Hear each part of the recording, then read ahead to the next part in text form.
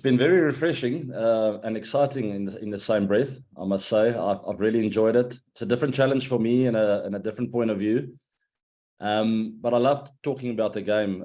Previously, before I started my first commentary stint, I would sit in front of my television screen and almost have all those thoughts come up. And it's nice to have a platform now to share my ideas and share my take on games.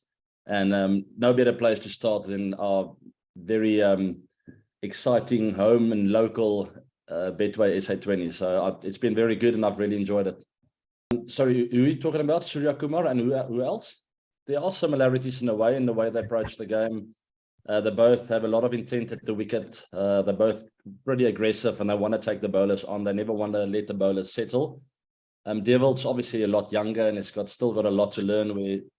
Where Sky is quite experienced these days. He's sort of found out his game and he's come a long way after playing quite a few years at the IPL and performing well for the Mumbai Indians. Yeah, both of them excite me a lot. I think both of them have a bright future. Sky is still relatively young, so he's got a bright future ahead of him as well. But De Villiers obviously in a whole different league when it comes to inexperience. He's very young still, still a lot to learn, but he showed all of us that he's got the talent. And you'll just have to nurture that, and take his time, understand his strengths and weaknesses, understand there are times that you need to bat in the first gear as well, not just in the fifth gear, but he'll figure all of that out in time.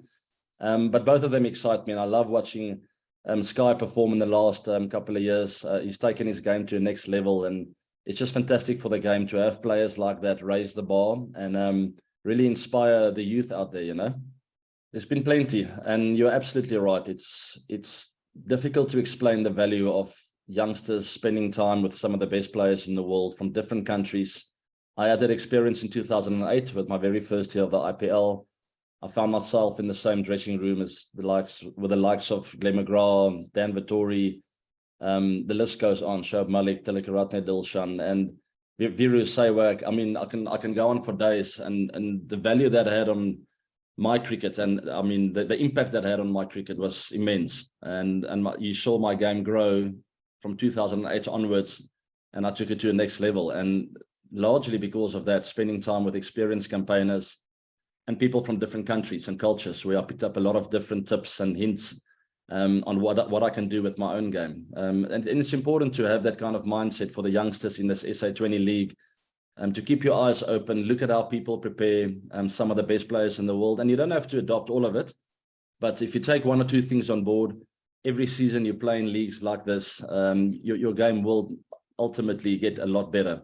So there's too many names to mention, to be honest. At the top of my head, naming some of the batters, Jordan Herman, I didn't even know about him before the tournament, to be honest. I've heard his name mentioned once, and then I watched him bat the other day, and I was very impressed. Obviously, De Villiers, and quite a few others. I mean, Tristan Stubbs we've heard of now, but I think there's really a bright future, and he can definitely take his game to the next level and keep raising that bar. And then there are quite a few others. I mean, I'll have to pull up the list and I'll pinpoint quite a few for you. But in general, I'm very excited and I would love to work with these batters in the future. I'm already in touch with De Villiers. I've touched base with a couple of others, but I really have a lot of passion with regards to that, and staying in touch with these players and giving them whatever I've learned over the years. I definitely hope so. The potential is there, no doubt about it. I think we do still have a lot of obstacles and challenges with Cricket South Africa itself. I think they have some issues they need to sort out, but this can only be good for our cricket. There's no doubt about it.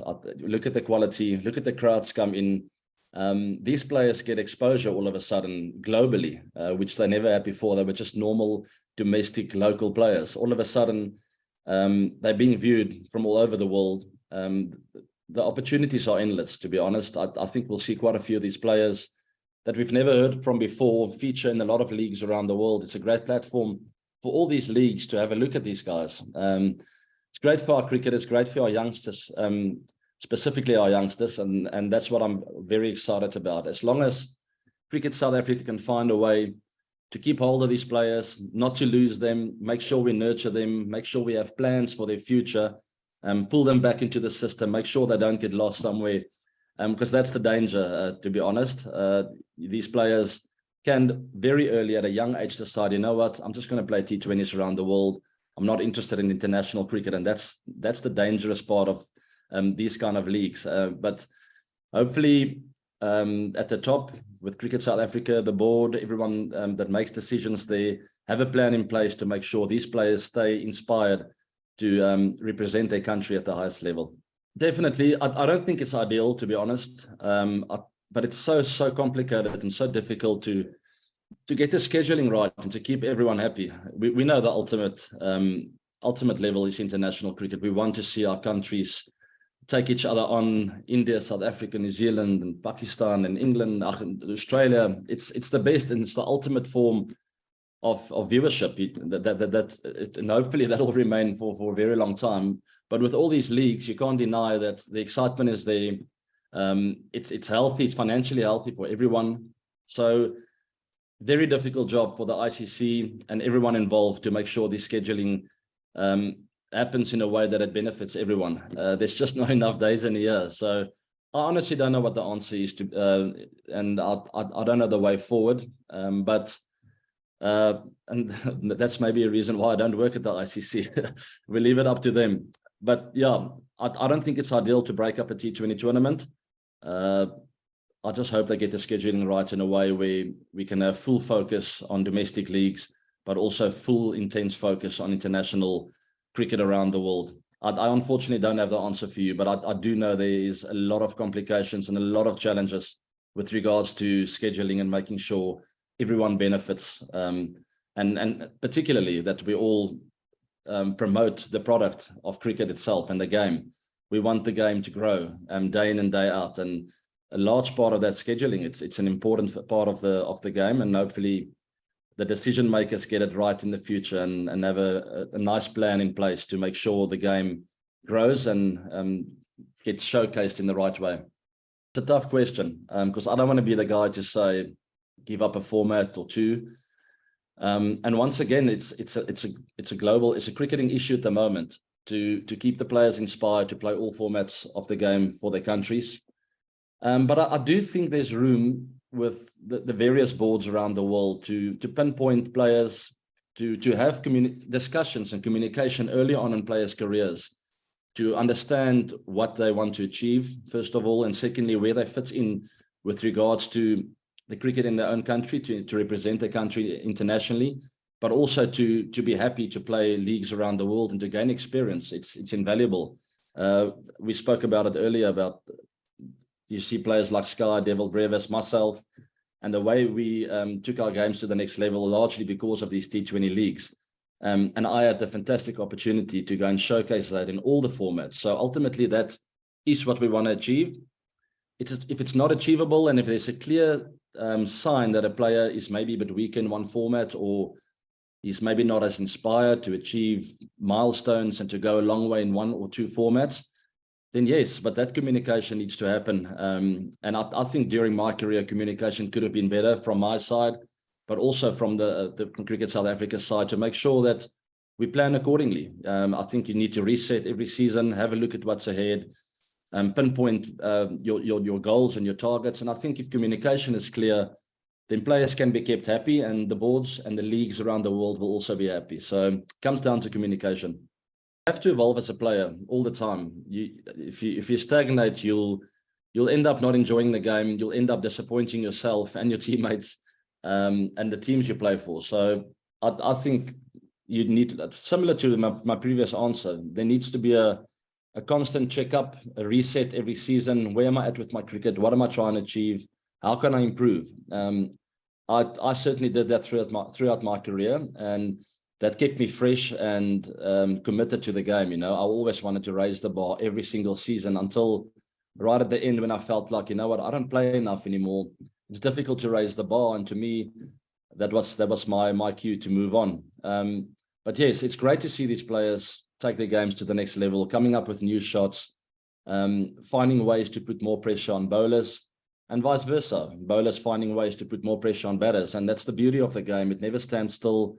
It always evolves and it gets better. So I expect that from players as well.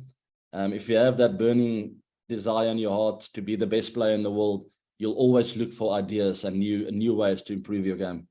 Yeah, good question. He's batted very well and he's played very well. He's had a fantastic couple of seasons. Once again, another player I've never heard of, and all of a sudden, in that one IPL season, he rocked up, and the people told me he's South African, and I didn't even know. So that's the beauty of these leagues and of scouting. You know, you see all these IPL teams and leagues around the world scouting players from nowhere, which is wonderful to see. Marco specifically, in my opinion, and I don't actually want to be quoted, but I do still believe he's a bowling all-rounder. So if he feels differently, great for him. I would, and that he's got a fantastic opportunity to contribute with both bat and ball. I think of some of the best all-rounders in the world, Stokes, Jacques Kallis back in the day. There was nothing more rewarding for them to be able to contribute with both skills. So obviously, yes, you need to decide, are you a batting all-rounder or bowling all-rounder? I still feel Marco Jansen, you've seen him perform at test level with the ball in hand. You don't just rock up and do that. And if I had to think about him batting in test matches, yes, he can score some runs, but he's not going to be at the level of a Jacques Kallis, for instance. So in my opinion, bowling all-rounder, make sure your bowling is right up there and you try and be the best in the world, but definitely work on your batting. We saw someone like Sean Pollock, there's a good example. He was a bowling all-rounder, but he came out, he scored a few test hundreds, he contributed with the bat in hand in all the formats of the game. So that'll be important for Marco, I think, to make sure his top skill is still in place, and he strives to be the best in the world with that, but always work on that batting and use the experience of players. Use me to give you batting tips, but make sure you keep that focus on bowling, I think. There's no real recipe, to be honest. There was no recipe for me, except for the fact that I wanted to make sure I don't waste my teammates' energy out there. I wanted to be good at all the formats. I didn't want to be a carry-on in one of the formats. So I had that desire and that hunger in my heart to make sure that I look at all the formats, I figure out my recipe and my game plans for every single format. And in every format, whenever you jump from T20s to test matches, hit that reset button, revisit some of your notes, go to the nets and make sure you figure out your game plan and you understand your strengths and weaknesses in every single format. There's so much that goes into it. You must understand the pace of your innings, how to build an innings in all the formats. These are the things that it took me a long time to figure out. But once I was there, the only thing in my mind was to become the best possible player that I can be in every single format.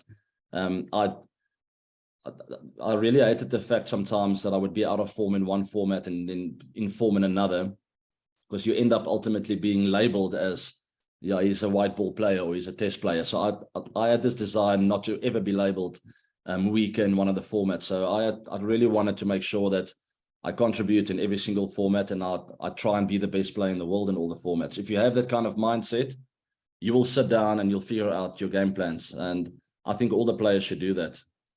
Nothing can prepare you for that. That's the thing. You need to have an intense discipline about yourself and where you're trying to go. And you can never, ever get complacent. So Stubbsy showed a lot of potential. But he hasn't played a lot of cricket. I personally, I'm not saying my career was the right way, but I at least had the opportunity to play all formats for quite a while before in 2008, possibly even later, 2009, 10. So that's 6 years into my career, having scored ODI hundreds and test hundreds, having played a lot of domestic cricket by then. Only then I sort of got on the map. And even then, I didn't feel prepared for that. But then it's a matter of, you know what, I look back at my experience and a strong belief when you walk out there. Yes, there's more tension on me, but I'm going to focus on my basics. I know my game plans by now. I understand my strengths and weaknesses. And I've prepared, I've worked hard to get here. So all I need to do is stick to what I know best, and that's to play cricket and watch the ball and keep to those basics. So yes, big alarm bells, in my opinion, for guys like Brevis, like Stubbs, guys that very quickly get into the limelight, because I think that wheel will be turning very quickly, and it's very tough when you don't understand your game yet and haven't figured it out completely, which I think both of them still have a lot to figure out in the future in all formats. I think I look at Brevis, he hasn't even played first-class cricket.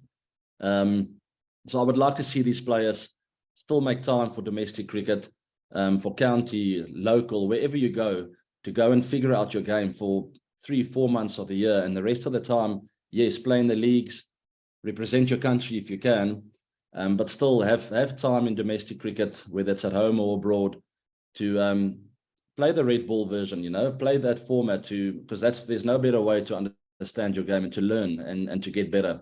And once those basics are in place and you understand where you're heading as a player, you understand your strengths and weaknesses, areas, you've pinpointed areas where you can improve, then you can go to a T20 game and you know what, no matter what they throw at me, I've got my basics in plan. Once I lay that foundation, I'm going to take these bowlers apart. So I don't think either of them are there yet, but they both have the potential. So it's a matter of them being individually disciplined and really inspired to be the best they can be and to learn every single day. I got you broke up again, but I think I got your question. So yes, it's a great start for the SA20. I don't think they could have asked for better crowds, for a better product in your first year of a league. We saw IPL in 2008, 9, 10. I don't think it was as hot then. I know that there were a lot of rumors out there. This league won't last. It'll never make it. So I think we need to be realistic, give our league a bit of time to settle. But what a fantastic start. It's off to a flyer. And I think knowing Graham, you will sit down after this tournament. He's a great planner. So you will sit down and think of where were the areas that we were good at and which areas we can improve. Improvement, in my opinion, more overseas players, even a better quality. And the biggest challenge, I think, would be the timelines and the scheduling thereof to make sure that we get a nice patch in the middle of a season somewhere where it makes sense for everyone and where most overseas players are available, which is not easy because there are many leagues around the world. There's a lot of international cricket. So Graham will have a few challenges with regards to that. But there's so much potential. It's a great start. The nice thing about the SA20, it's not a long tournament. It's just over a month. It's a month in South Africa. The pay is really good. It makes a lot of sense for the players to want to come over. So I see the quality of the international players, even though it's really, really good, I think it can still improve. And I think a lot more players would want to come over and experience the fantastic tournaments, fantastic tournament in front of big crowds. So it's exciting times. Obviously, we can improve in areas, but Graham will definitely sit down knowing him and do his homework and find areas to improve. I would love to. I can't see it happening very soon. You don't see the Indian players being released for leagues around the world. So I don't know if that will ever change. And rightfully so. I mean, the BCCI have a very clear plan with their players. They want to win World Cups. They want to make sure their players have the exposure they need. And obviously, there's no better league than the IPL. Once some of the leagues maybe knock on the door, you never know. Maybe some of them will be released. But can you imagine seeing some of the Indian players around the leagues in the world, seeing Virat maybe finishing off here at the SA20? I think it'll be quite special. But I doubt it'll ever happen. Let's see. Fingers crossed. Yeah, it's a fast format. I always enjoyed keeping when I was playing. You sort of get a better angle of the wicket and what the bowlers are trying to do. You get a good angle of the wicket itself and the conditions, and you see the swing and the bounce. So when you go out to bat, it's a bit of an advantage in a way, having a look at some of the players while you were fielding. I don't think it's that challenging. Physically, definitely not challenging. It's 20 overs, so you get up the next morning and you don't really feel sore like in the test match when you keep for 2 days. I honestly don't think it's very challenging. You just got to be sharp. You got to be adaptable to various field placings. You got to help the captain a lot out there. But I think it's a great job to have, and obviously you need to contribute to the bat. Make sure you use all the knowledge you picked up from wicket keeping to apply it with your batting and score runs for your team.